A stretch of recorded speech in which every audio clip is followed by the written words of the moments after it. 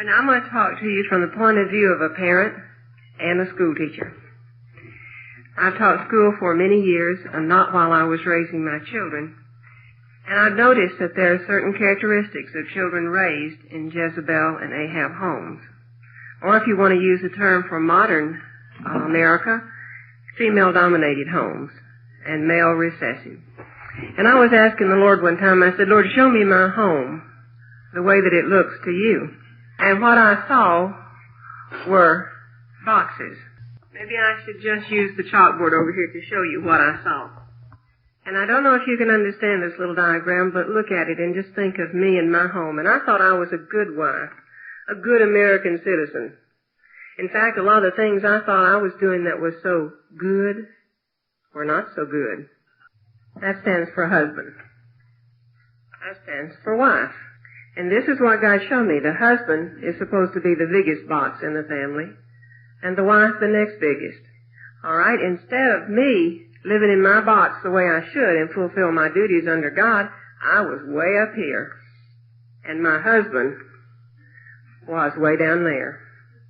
And we had 2 children. Now, there are 3 here, but there could be any number of children. We had some children, and when they were 2, they were in their box. But by the time they were 5, they were rising up out of their place within the family into rebellion. And the Lord showed me that instead of my box being like I had made it, I should get back in my box and I should behave myself like God said. And I should not try to intimidate my husband. I would say to my husband, I think it'd be great if we had Bible study. And you know what? We'd start to have Bible study, and inside of me would rise up a villain. And I didn't enjoy the Bible study, and I didn't want the Bible study, and I gave out this impression to my children that I didn't want the Bible study. But with my mouth I was saying, oh, we should have a Bible study. So you have to look on the very inside, deep down inside your own heart, and let God deal with you. Now, when I taught school, I had a lot of little children in my classroom who could not study, who were nervous. They were intelligent enough. The problem was not in the amount of their intelligence. The problem was in their emotions. Because mother dominated the house most of the time, the children were not at ease. They were tense. They were confused. They did not know their place. When they walked in my first grade classroom, it was like a bunch of little wild animals walked in there. And so I prayed, I asked God, I said, what should I do? He said, in every place where people are, there's one person in authority. And in this classroom, you're in authority. And you need to make that clear the first day. The amazing change within the children when they realized someone was in authority and someone would call them to accounting is remarkable. We had 31 students last year in our class. Our lowest average was 83. Only 2 of the children had averages less than B. Every day we prayed and we bound up evil spirits and loosed good spirits upon us. We had to have order in our classroom. When husbands and wives are out of order, there's no order in the home. That leads to frustration, to disgust, to hate. It leads to people not liking themselves. As these people try to find their place in the world, it's just like a mixed bag of tricks, and you try everything. Little children who don't know that Father is the head and that Father can be trusted and that Father can be relied upon, they have fear and security. They have difficulty just sitting in the classroom. Some of them are so insecure that they watch everybody in the classroom. It's very difficult for a first grader to watch 30 other children and the teacher and get anything done. So somebody has to stop this pattern of living like this. And in our household, it was Gene. He decided that this was not going to go on any longer, and he sat down to tell me about it. And when he did, I listened, and inside of me the fire was burning. And when he got done, I said, yeah, and when you love me like Christ loves the church, I'll do it. And you know, our poor little daughter went into rebellion. She was upset. It was like the things of the world would just absolutely pull on her. It was almost like you could see ropes tied to her and the strong pull to the world. And when the Lord showed me how terrible in His sight I really looked, and that all of my great American ideas, the great American mother who could just take care of anything, when He showed me how bad that looked in His sight and what a horrible effect it was having on my child, I decided to get in order. And when I did, you wouldn't believe the changes that took place in our family. An Ahab father curses his children. In the Bible it talks about the curses that fell upon the children of Ahab. Not a single male would survive very long.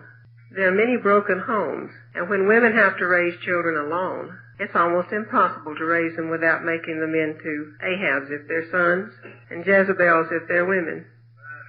Your children are always open to satanic attack when the home is out of order. If you want to see a home out of order, look at 2 Timothy 3, 1 through 8. I'd like you to add that to your list of scriptures in this first part of the talk about Jezebel and Ahab.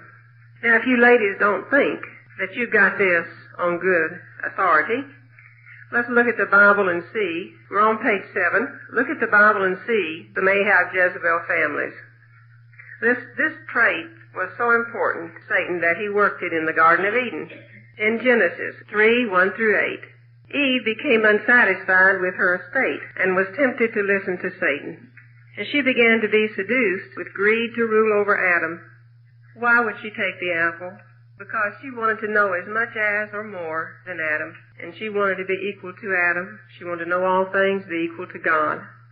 Isn't that one of our traits today? I was raised in a family of men. I had 5 brothers. And one of the things I liked for my daddy to say about me was, gee, she can do that as good as the boys. And that helped me to become a Jezebel. All right, after we leave the first part of Genesis, we run into a little lady known as Sarah. Now, Sarah was a good wife. It says so in the New Testament. It says that she called her husband Lord with a little L, and that she submitted to him in everything. But do you know that one day she played Jezebel? Sarah gave Hagar to Abraham, and Abraham didn't say no. When Eve gave the apple to Adam, he didn't say no either. All right, falling right in line there, Rebekah marries Isaac, and God tells her before those 2 boys are born which one of them is going to be the one that has the birthright. But do you know she wouldn't let it alone? She knew that it was going to be Jacob before they were ever born, and yet she goes through all that thing, cooking the meat and the big charade, but it was already going to be him. Jacob got a Jezebel spirit from his mother, and he was always trying to Jezebel everybody, and they were always taking advantage of him because he was trying to take advantage of them.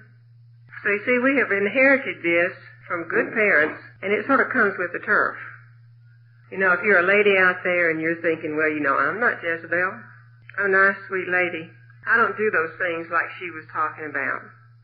You need to really look at your motives. The Lord showed me my motives. What I was doing was not that bad. Helping my husband and all, that was great.